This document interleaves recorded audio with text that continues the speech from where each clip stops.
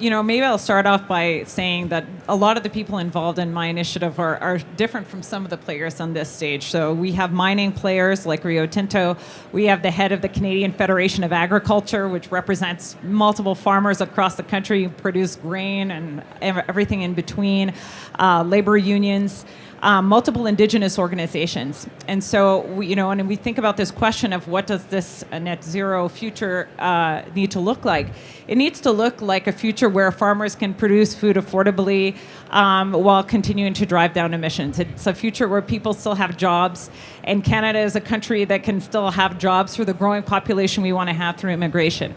It's a country where reconciliation is advanced because the important things we can do globally on climate happen, and the First Nations, who are now owners in these projects for the first time in the history of our country, are finally able to access wealth and, as First Nations, be players on the world stage from an energy standpoint. So this future, whatever it's going to look like, sure, it can be called net zero, but it also has to advance all these other things at the same time.